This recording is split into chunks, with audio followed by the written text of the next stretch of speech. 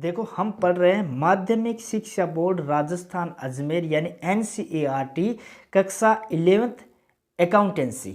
और आज है हमारा पाठ नंबर 1 लेखांकन एक परिचय, भाग नंबर 5 पढ़ रहे हैं हम। पार्ट 4 तक हम पढ़ चुके हैं और आज हम पढ़ रहे हैं भाग 5। और आज का हमारा जो टॉपिक है वो रहेगा सब फील्ड्स ऑफ अकाउंटिंग, टाइप्स और सब फील्ड्स ऑफ अकाउंटिंग। ठीक है। अब देखो अकाउंटिंग इंफॉर्मेशन जो होती है वो इसके जो यूज़र होते हैं, एक्सटर्नल हो या इंटरनल हो, वो अपने अलग अलग पर्पज से देखते हैं। यानी यूँ कहो कि जो मैनेजमेंट जो होता है, जैसे फाइनेंशियल मैनेजर है, स्टोर मैनेजर है, प्लांट मैनेजर है, ये various types of accounting information चाहते हैं।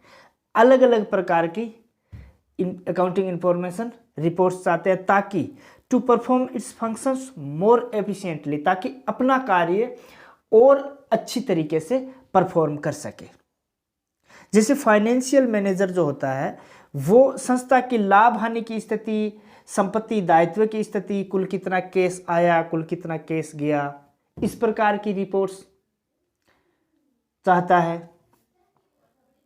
अब इसी तरीके से प्लांट मैनेजर जो होता है वो चाहता है कि जो प्रोडक्शन है उसकी पर यूनिट कॉस्ट क्या है, या जो प्रोडक्शन को वो प्रोडक्ट कर रहा है उसकी कॉस्ट क्या रही, प्रॉफिट पर प्रोडक्ट क्या रहा, इस प्रकार की इंफॉर्मेशन।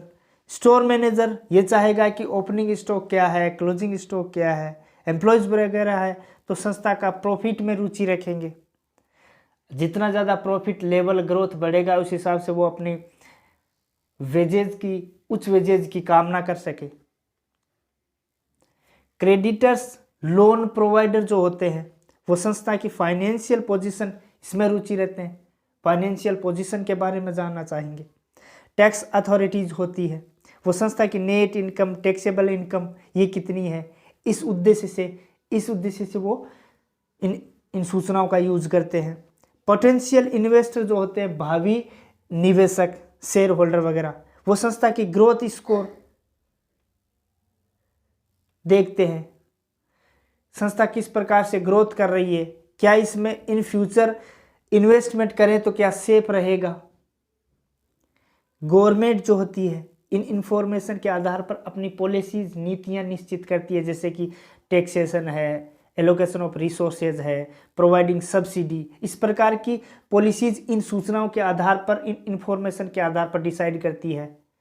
पब्लिक जो होती है वो इनसे अपने रोजगार के अवसर प्रदान करने के साधन, इस पर्पज से वो इन सूचनाओं का यूज करती है। कंपटीटर जो होते हैं, कंपटीशन रखने वाले, वो इन सूचनाओं का यूज वो देखते हैं संस्था की स्ट्रेंथ क्या है, संस्था की वीकनेस क्या है, इस अंदाज से वो इसका भी यूज करते हैं। तो अकाउंटिंग को अलग अलग सब फील्ड में डिवाइड किया ताकि वांछित सूचनाएं हैं या various types of information generate की जा सके। यानी सभी जो यूजर्स है जिस हिसाब से वो इन रिपोर्ट्स का यूज करते हैं उसके अकॉर्डिंग रिपोर्ट्स जनरेट की जा सके। तो सब फील्ड में देखो, एक तो फील्ड होता है financial accounting. The main purpose of this branch is to ascertain the profit and loss and prepare balance sheet of a business enterprises. इसके अंतर्गत लाभ हानि खाता है, बैलेंस शीट है, ये बनाया जाता है।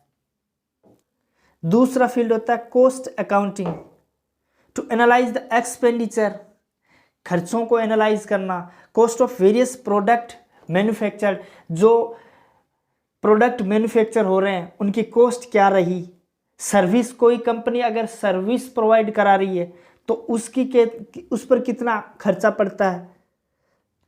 तो इन सारी चीज़ों को, टोटल कॉस्ट है, कॉस्ट पर प्रोडक्ट, कॉस्ट पर यूनिट, इन सब सारी चीज़ों को एसेटेन करने के लिए कॉस्ट अकाउंटिंग इस प्रकार से लेके किए जाते हैं। इसके अंतर्गत जैसे यूनिट कॉस्टिंग है, यूनिट कॉस्टिंग मतलब कोई प्रोडक्ट है उसकी पर यूनिट कॉस्ट देखनी है, किस हिसाब से लेखा किया जाएगा। कॉन्ट्रैक्ट कॉस्टिंग है, कोई कॉन्ट्रैक्ट से संबंधित कोई कंपनी काम करती है तो उसके खर्चे, कॉन्ट्रैक्ट पर कितना लाभ रहा, कितने खर्चे रहे, इनका लेखांकन किस हिसाब से किया जाएगा, इस ब्रांच में दिखाया जाता है। ऑपरेशन कॉस्टिंग, जैसे कोई कंपनीज है वो सिर्फ सर्विस प्रोवाइड करा रही है तो उसके ऑपरेशन पर किस प्रकार से सर्विस पे कितना चार्ज है, किस हिसाब से खर्चा पड़ रहा है, तो उसका अकाउंटिंग लेखा। प्रोसेस कॉस्टिंग मतलब कोई मैन्युफैक्चरिंग का काम करने वाली कंपनी है, उसको जो प्रोडक्ट है वो अलग अलग प्रोसेस से गुजर के फिर तैयार होता है, तो उसका अकाउंटिंग इसके तहत इसमें किया जाता है। 3 number management accounting. Main purpose of this branch to assist the management in planning and controlling the operation of a business. अब इस अकाउंटिंग का ये पर्पज है कि जो मैनेजमेंट है वो प्लानिंग और कंट्रोल, बिजनेस के ऑपरेशन को कंट्रोल करने के लिए, प्लानिंग करने के लिए अकाउंटिंग का कार्य इसमें किया जाता है। इसमें रेशियो एनालिसिस है, बजटरी कंट्रोल है, फंड फ्लो स्टेटमेंट है, कैश फ्लो स्टेटमेंट है, इस प्रकार के स्टेटमेंट इसमें बनाए जाते हैं। एक टैक्स अकाउंटिंग, ये भी सब फील्ड है। It is use for tax purpose, tax purpose के लिए इसमें अकाउंटिंग किया जाता है। टैक्स अकाउंटिंग है, इनकम टैक्स है, जीएसटी कैलकुलेशन के पर्पज से ये अकाउंटिंग किया जाता है। सोशल रिस्पॉन्सिबिलिटी अकाउंटिंग, तो ये है सब फील्ड ऑफ अकाउंटिंग्स। इसमें various types of information generate करने के लिए अकाउंटिंग के अलग अलग फील्ड है, ताकि अलग अलग प्रकार की रिपोर्ट्स जनरेट की जा सके। ठीक है।